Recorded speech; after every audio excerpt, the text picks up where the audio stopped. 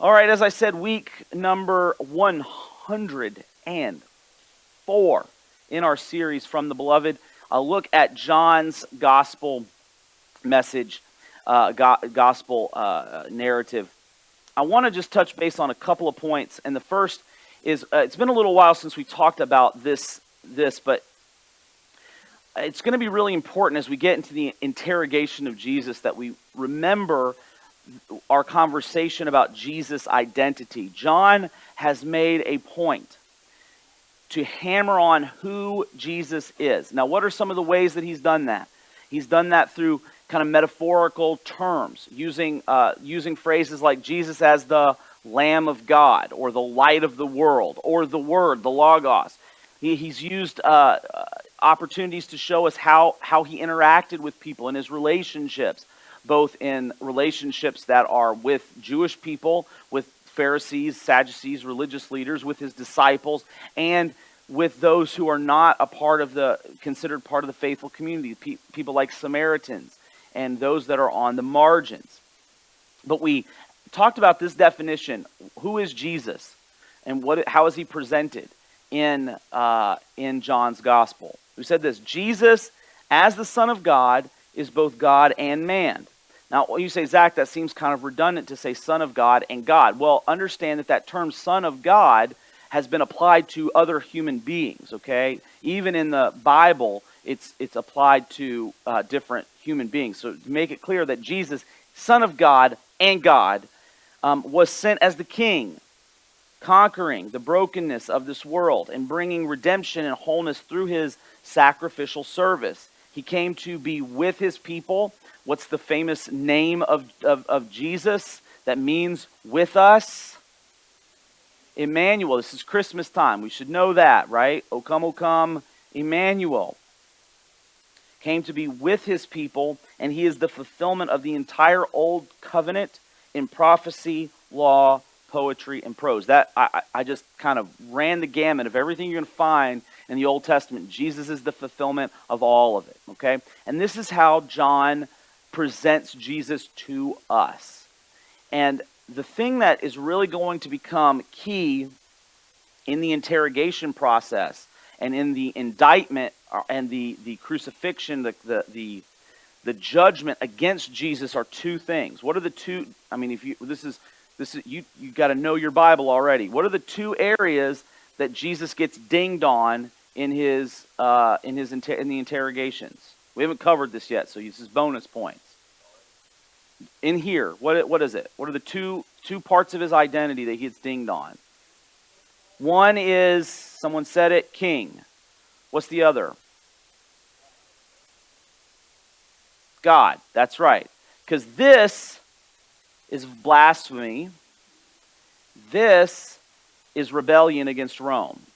Okay? So those are the two things that are really going to be questioned about Jesus and his teaching. All right? So, identity and mission. This is what Jesus came to do, to show us who God is, to show us what God does, and to bring the kingdom of God on earth as it is in heaven. Along with that, we've seen Jesus demonstrate that mission and that identity in his sacrificial service, but also in how he is powerfully in control at all times. We've especially seen that in the arrest narrative, right? We saw that in the invoking of the divine name, and the people, the arresting guards, they fall down and they're left undone. Okay. I want to do a quick recap of where we have been up to this point in the narrative. Okay, let's do a quick little recap, and we'll use this little map here to kind of get us there. So, not a recap of the entirety of John's gospel. That's 104 weeks in the making, but just in the arrest part. So Jesus, after he's been in the upper room with his disciples, where does he go? The Garden of Gethsemane. Now, why does he go there?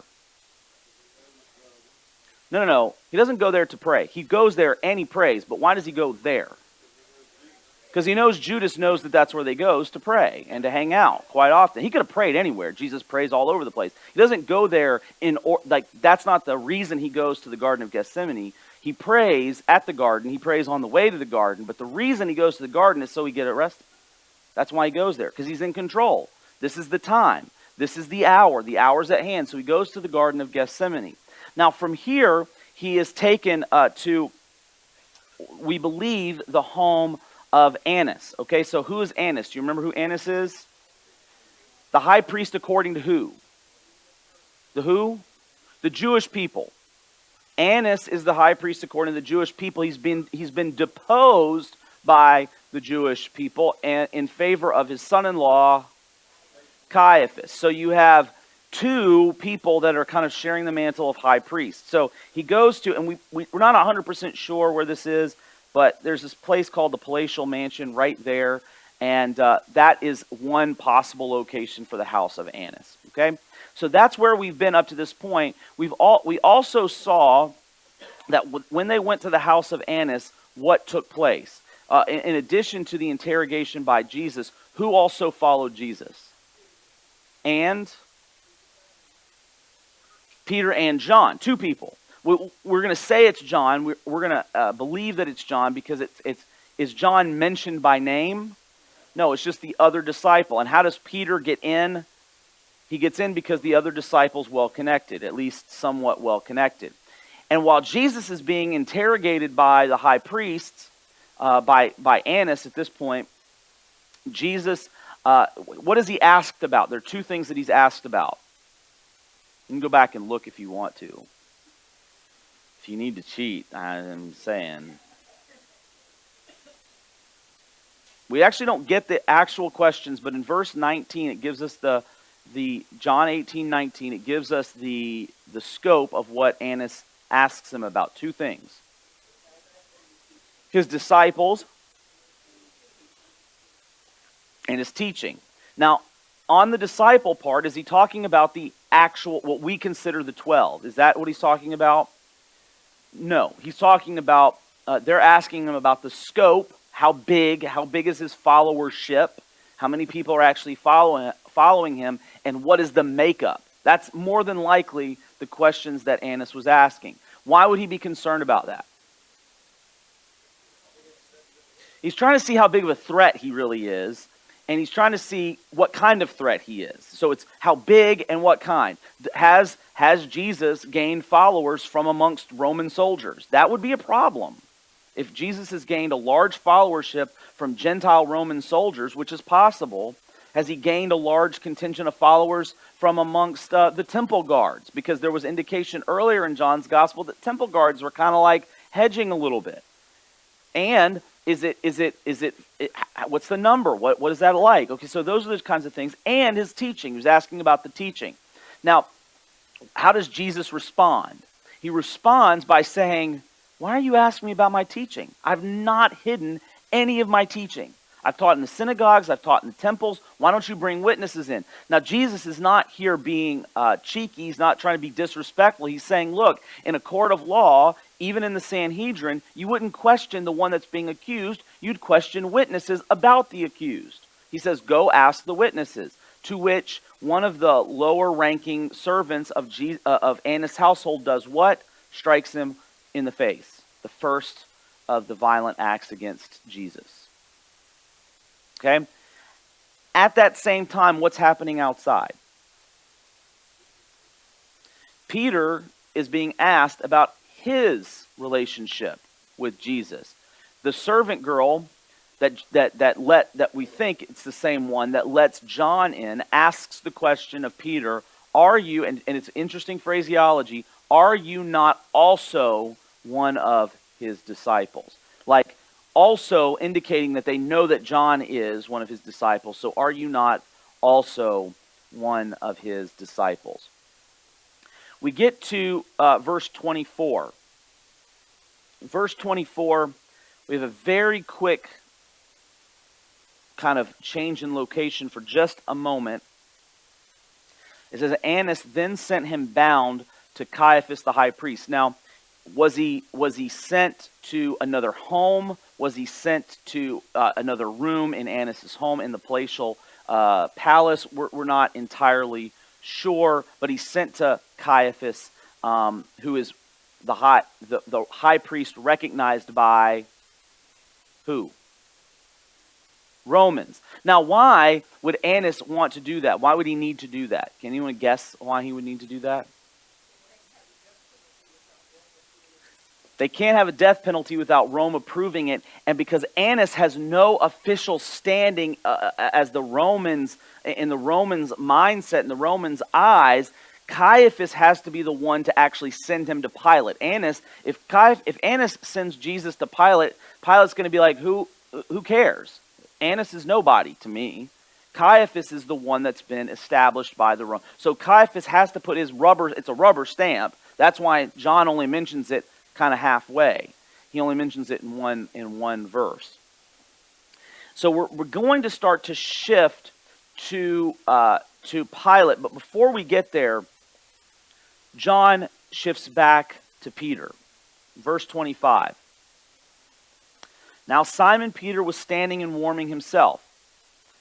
And so they said to him, "You also are not one of his disciples, are you?" He denied it, and he said, "I am not."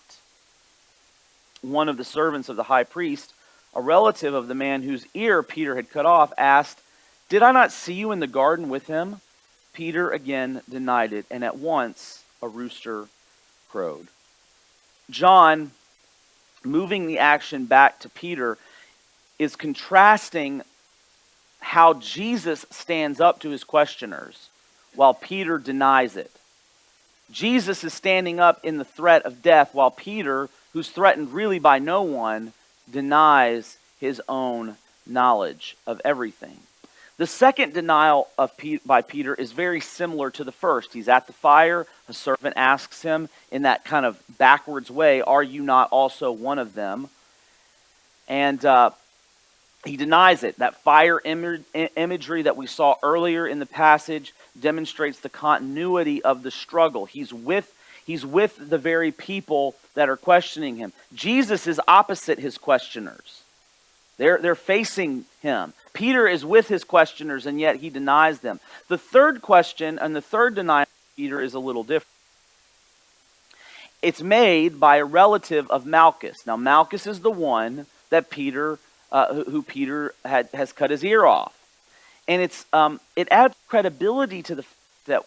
Last week we talked about the other disciple. It could be a lot of different people. We gave you some different options, but ultimately we landed on the fact that we believed the other disciple is John. This adds credibility to the fact that John is that other disciple because he was in the garden.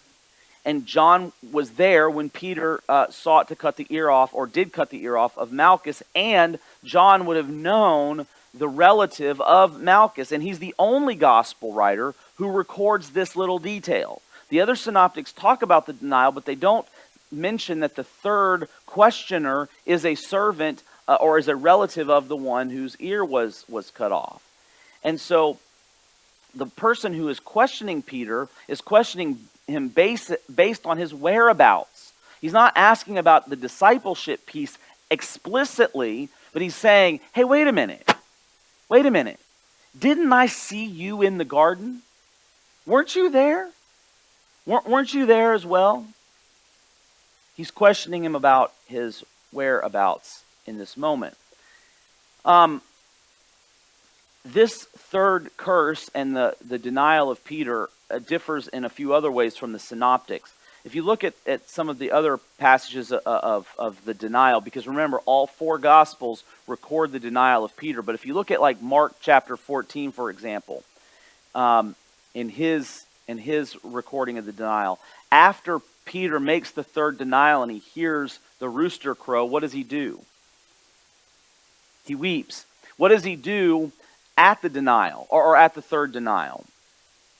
There's two things. The weeping is post-denial. There's the thing that he does when the third person asks him. He does something.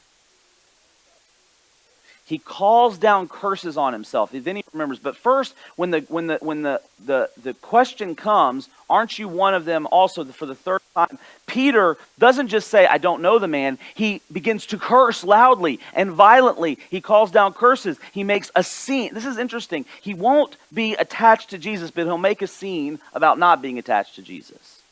And then when he hears the rooster crows, as Ann points out, he begins to weep, remembering what Jesus has said. This account in John's gospel is somewhat thinner. Thinner is not the right word. It's leaner. It's more concise. And the effect on that is to emphasize the action. Notice that in John's gospel, there's no mention of the words that Jesus spoke earlier in John 13. John does not break the narrative flow to say this was to fulfill the words of that he had spoke.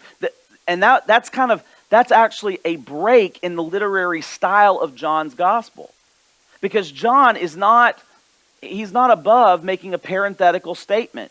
We've seen it happen over and over again. In fact, when Jesus protects his disciples just moments earlier in the Garden of Gethsemane, John says this was to fulfill the word that Jesus had spoken, that not one of his disciples would be lost. He even does it then, but he doesn't do it now. He just lets it sit there. Why? This is an all play. Why do you think? Because there's one more thing that's unique about John's gospel as it relates to Peter's relationship to Jesus. This, you have to know the full kind of story already.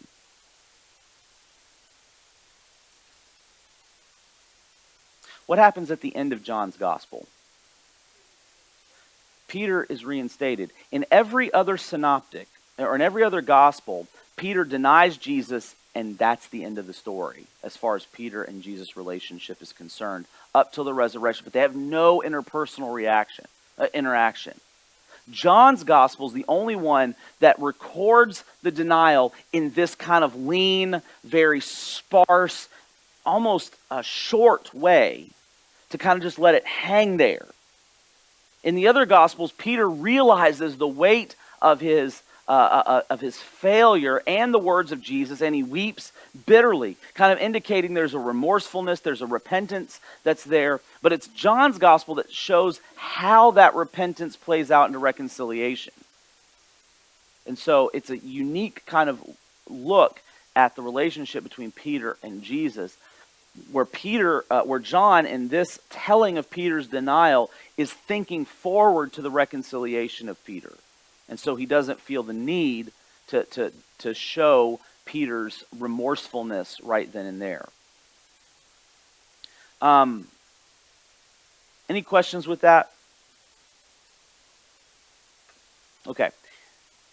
From there, Jesus is physically moved. It says in verse 28, they led Jesus from the house of Caiaphas to the governor's headquarters. It was early in the morning. They themselves did not enter the governor's headquarters, so they would not be defiled, but could eat the Passover.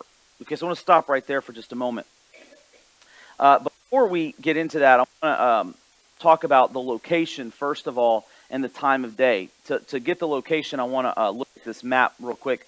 Oh, sorry about that. Lost it. So, he's been at the garden.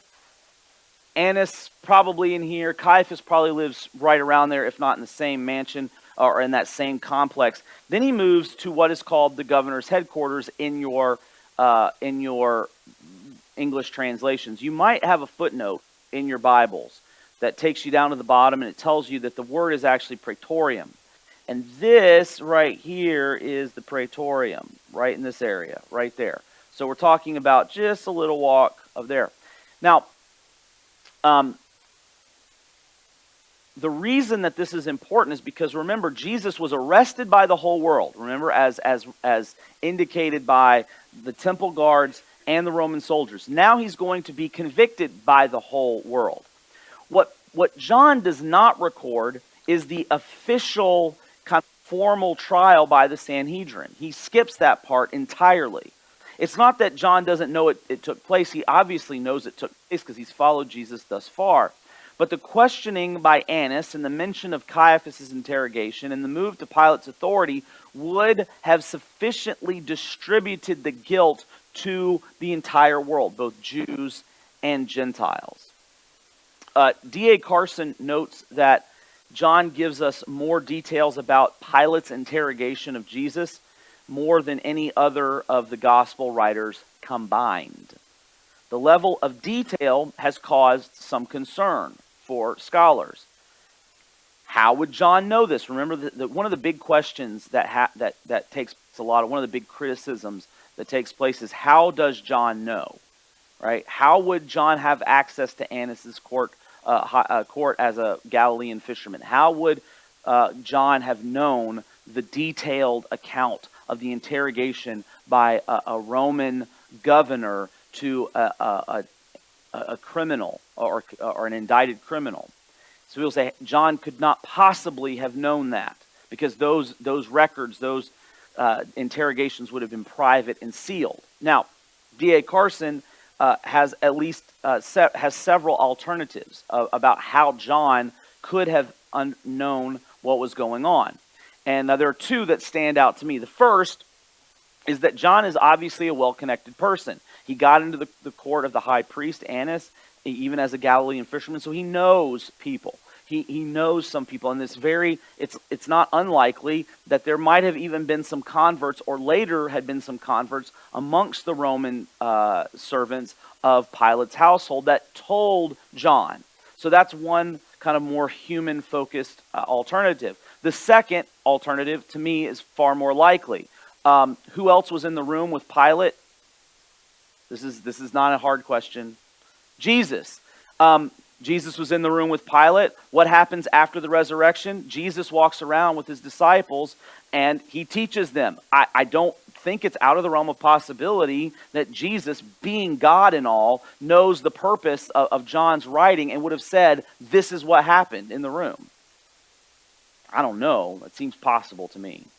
If Jesus is teaching him other stuff, he's probably going to take 5 minutes and say, hey, by the way, when Pilate interrogated me, this is what he said.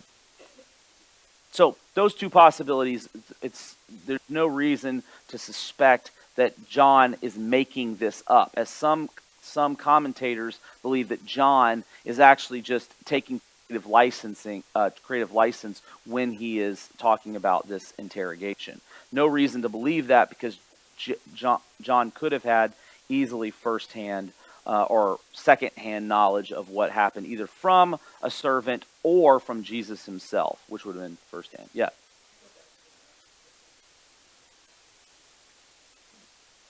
Whoops, I did it again. Sorry.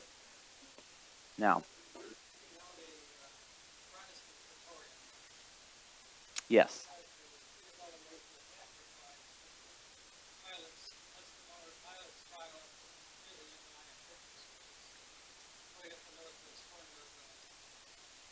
Yes.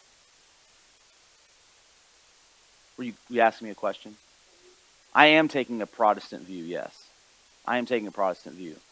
The Catholic view would also have Jesus crucified in the middle of the city, which would have definitely not happened. There's no way Jesus would have been, because all of that is based on the Catholic view of the Via Dolorosa, which is a powerful thing, and I've walked the Via Dolorosa. It's based on where Jesus, they reverse it. So they base it on where they believe Jesus was crucified, which is in the middle of the stinking city, which is impossible. They never would have done that. So why did they establish where they established it in the middle of the city? It was because of historical, somebody's wife decided that that's where it was. They had a vision and they said that this is where it was. It's far more likely that Jesus was crucified outside the city. And so if you back it up, then the Praetorium is much more likely here. It wouldn't have been nearly as close to the Temple Mount as the Catholics have it. Wouldn't have been nearly as close. So yes, I'm almost always going to take a Protestant view on things, having to do with the fact that I am Protestant. Now, I will say this: the Catholic the Catholic influence in Jerusalem today is very important because it is kept kept the establishment of Christian artifacts and Christian heritage strong in the city, such that the Christian quarter is still really important in Jerusalem. Yeah, Bruce. Please, let's go. Let's do that. Yeah.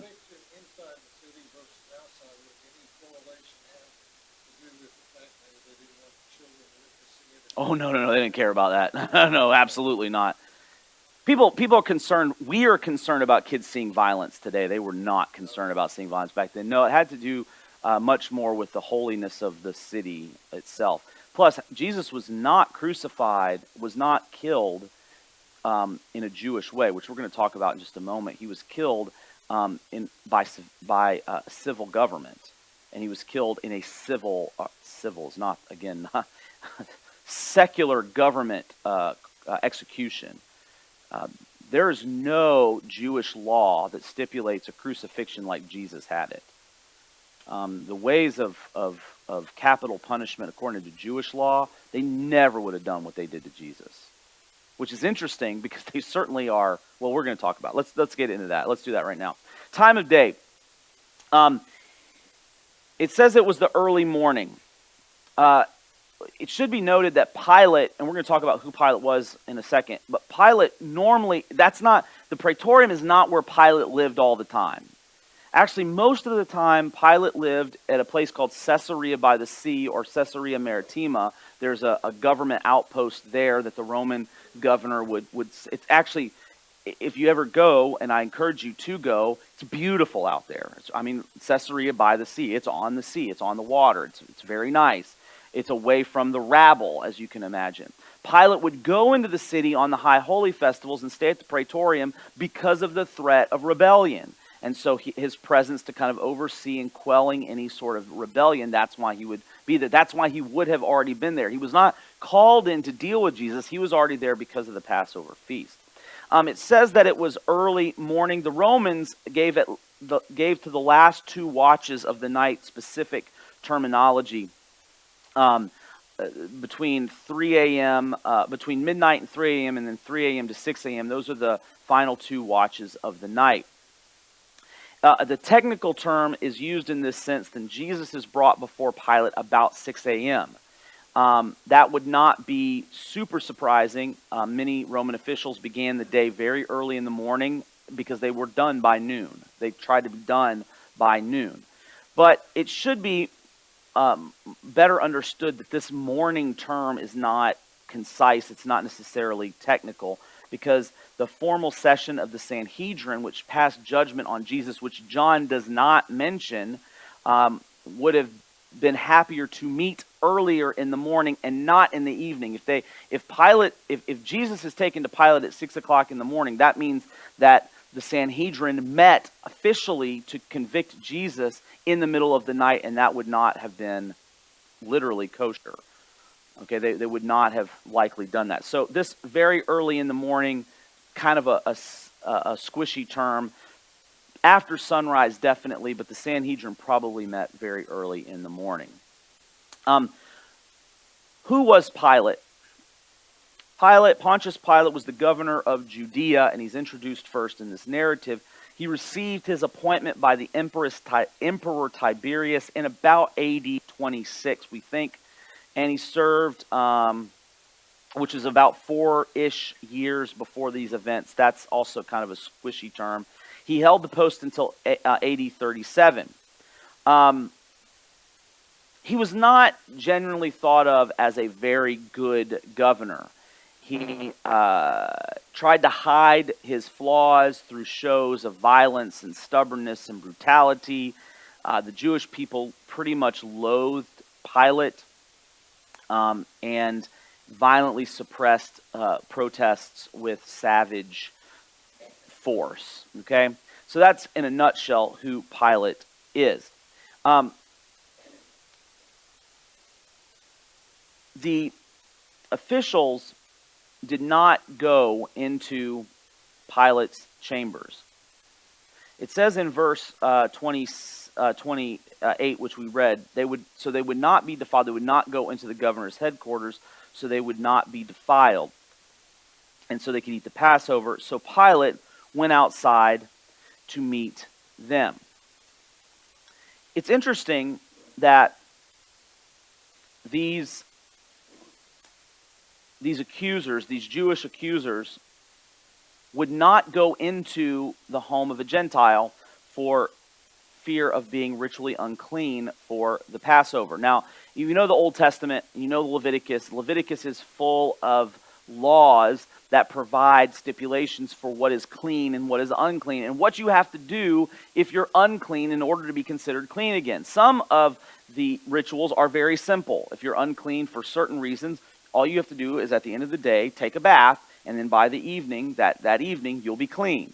Some are more significant, more profound, and they take a 7-day set of purifications in order to be kind of ritually clean once again. So what the Jewish accusers are fearful of is not entirely clear here. It was kind of forbidden for a Jewish person to enter the house of a Gentile, and especially forbidden for them to eat with a Gentile. So they might have in view that this will make them so ritually unclean that they cannot take the Passover. What's ironic about this?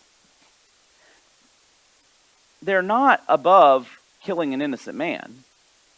They're not above having a kangaroo court by which they convict a person on the basis of lies.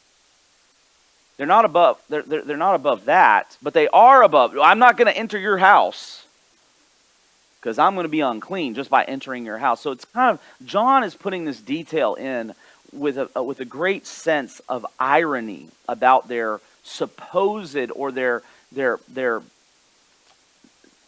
holiness, what they consider holiness. This is incredibly ironic, and John makes that point significantly.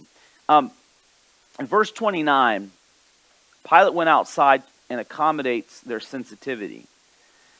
He says, "What accusation do you bring against this man?" Verse 30, they answered him, "If this man were not doing evil, we would not have delivered him over to you." So Pilate said to them, "Take him yourselves and judge him by your own laws." And the Jews said to him, "It's not lawful for us to put anyone to death." This was to fulfill the word that Jesus had spoken to show by what kind of death he was going to die. Pilate accommodates their religious sensitivity because this is not the moment to kind of poke them with the questions.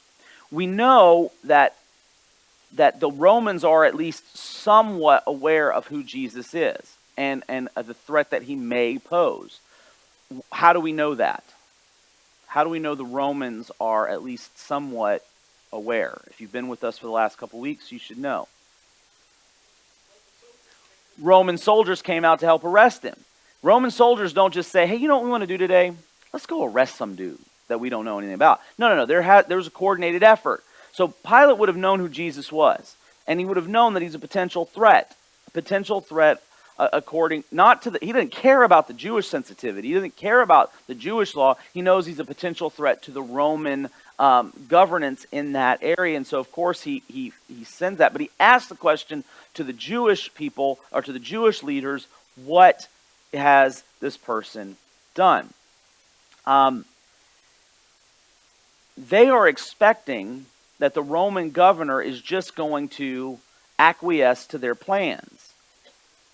And he doesn't. He says, "Look, if you want to do something with him, you take him yourself and you judge him by your own law." Now, Pilate would have known what the Jewish leaders wanted. They wanted death, but he makes them say it. Now, at this time, understand, in Jewish law, is capital punishment a thing? Yes. Again, go back to the book of Leviticus, go back to Deuteronomy, you'll see that there are laws. You break them, you will die. You will die.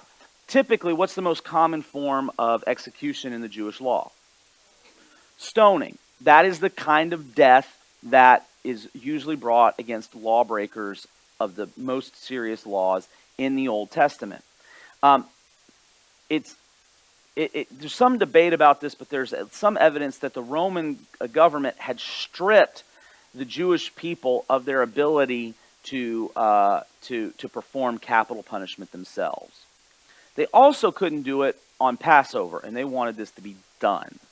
They wanted this to be done right then and right there. And so they say, look, it's unlawful for us. It's not unlawful according to the Jewish custom or the Jewish law, but it's unlawful according to the Roman laws that they put Jesus to death.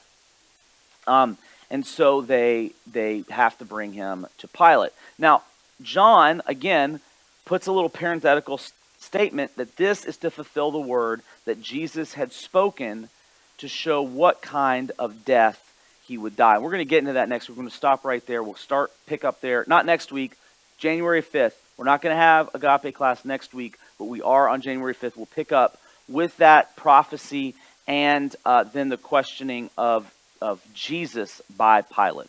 Let's pray. Gracious and holy God, we thank you and praise you for all that you've done for us, for your goodness and the truth that you have revealed in your word. We ask that our hearts would be changed and transformed by that, even as we meditate on it. And as we celebrate the birth of Jesus this Christmas, remind us that the sacrifice didn't begin at the cross, but it began when you gave up heaven for the humility of earth and lived this servant's life, died a criminal's death, but then was raised in glory. Help us to understand that that gift is for us based on your love. Pray this in Jesus' name. Amen. Blessings, everybody. Have a Merry Christmas.